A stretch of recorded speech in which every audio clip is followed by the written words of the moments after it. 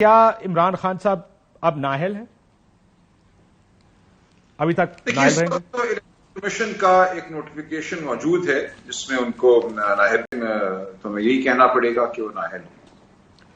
And so there is know confusion about this کہ وہ یہ جو نئی ٹرینڈ آئی ہے ہماری پالیٹکس میں اگر اجازت ہے عرفان قادر صاحب سے یہ سوال پوچھ لوں کہ عرفان قادر صاحب، ایک کیس میں رہائی ہوتی ہے، ضمانت ہوتی ہے، دوسرے کیس میں گرفتاری ہو جاتی ہے. ایک نیا ٹرینڈ ہے، 9 دفعہ بھی لوگ گرفتار ہوئے ہیں اور اسی جیل کا دروازہ کھلتا ہے، قیدی باہر نکلتا ہے کئی کیسز میں اور ادھر سے دوبارہ گرفتار ہوتا ہے اور اندر چلا جاتا ہے. از دس اے گڈ ٹرینڈ آپ کے خیال میں، یا یہ اٹس ویری لیگل، قانونی ہے، نتھنگ رانگ ود دس؟ دیکھیں، اس سے پہلے بہت سارے ایسے انسٹنسز ہیں جہاں پہ کہ لوگوں پہ ایک دم 20 30 ایف آئی آریں کاٹی گئیں، اور جیسے یہ ایف آئی آریں کاٹی گئیں پتہ چلا کہ آن دا گراؤنڈ کیس ہی کوئی نہیں تھا اور من گھڑت فیکٹس پہ ایف آئی آریں کاٹ دی گئیں، اور اس میں پھر ہائی کورٹس نے اور اوپر کی عدالتوں نے، سپیریئر کورٹس نے وہاں پہ پھر ان کو نہ صرف کہ بیل گرانٹ کی بلکہ انہوں نے ان ساری ایف آئی آرز کو کوش بھی کیا. تو یہ تمام ایگزامپلز جو ہیں ہمارے سامنے، لیکن وہاں پہ تو آن دا گراؤنڈ کوئی کیس تھا ہی نہیں اور ایف آئی آریں کاٹی گئی تھیں. یہاں پہ آن دا گراؤنڈ بہت سارے ایونٹس ہوئے. فار ایگزامپل یہ جو توشہ خانہ کیس ہے، اس کے پیچھے کچھ فیکٹس ہیں جو کہ ان ریالٹی ایگزسٹ کرتے ہیں.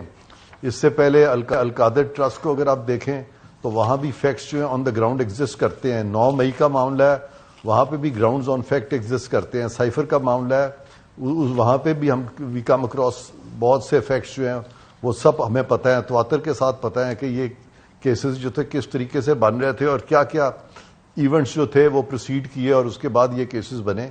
تو لہٰذا یہ وہ والے کیسز نہیں ہے جہاں پہ کہا جائے کہ جی بالکل کوئی بیسز ہی نہیں ہے.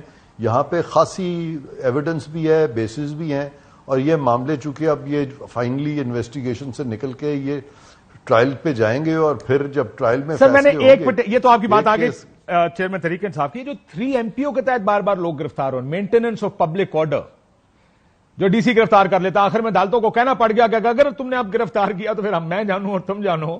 یہ بھی آپ کے خیال میں ٹھیک ہے؟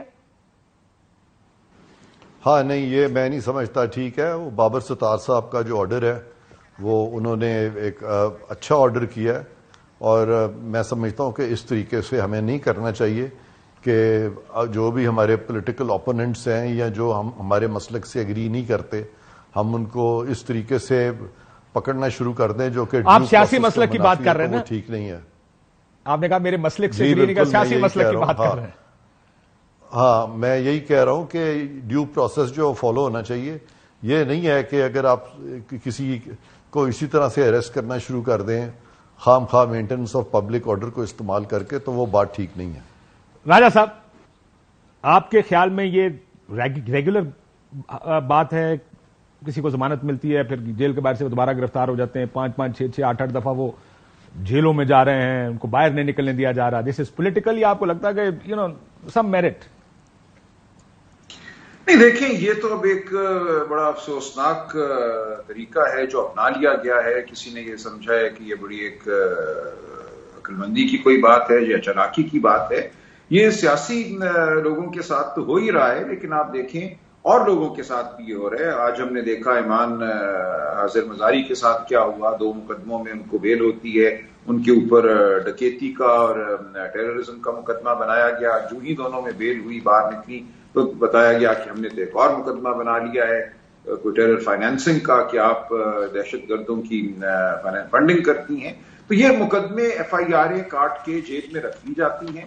اور عجیب یہ بات ہے کہ جیل کے جو حکام ہیں ان کو پتا ہوتا ہے کہ کتنے بجے انہوں نے ایک قیدی کو چھوڑنا ہے. اس وقت دوسرے مقدمے کے لیے پولیس باہر کھڑی ہوتی ہے. جو ہی وہ گیٹ سے ایک قیدی باہر نکلتا ہے بیل لے کر، دوسرے مقدمے میں اس کو گرفتار کر لیا جاتا ہے. تو یہ بڑی ایک تال میل کے ساتھ یہ سارا کچھ ہو رہا ہے، اور پورے نظام کو بظاہر ایک قانونی سسٹم کو ایک حربہ بنا لیا گیا ہے. دہشت کے لیے ایک حربہ بنا لیا گیا ہے اپنے خلاف بات کرنے والے کو چپ کرانے کے لیے. تو یہ بہت ہی تشویشناک صورتحال ہے جس زاویے سے بھی ہم اس کو دیکھیں. اور مجھے خوشی ہے عرفان قادر صاحب نے بھی اعتراف کیا کہ یہ جس طریقے سے گرفتاریاں کی جا رہی ہیں یا ایم پی او کو استعمال کیا جاتا ہے، اگر اور کچھ نہیں بن پاتا تو مینٹیننس آف پبلک آرڈر کی یہ شخص جو ہے اس سے امن کو خطرہ ہے، نقص امن کا اندیشہ ہے، اس میں اس کو پکڑ.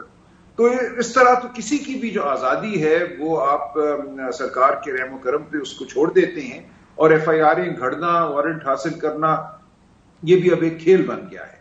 تو ہم بہت ہی ایک مشکل اور تاریک دور سے گزر رہے ہیں، ہمیں اس کا مقابلہ کرنا ہے اور آواز بلند کرنی ہے اور اس چیز کو برا کہنا ہے، خواہ ماضی میں کتنی دفعہ یہ ہوا ہو، یہ کہنا کہ یہ پہلے بھی ہوا ہے کوئی جواز نہیں آج ان بات، اس لیے جب بھی یہ ہوا، ماضی میں ہوا ہو یا آج ہو یا مستقبل، اگر ہو رہا ہے تو غلط ہے یہ۔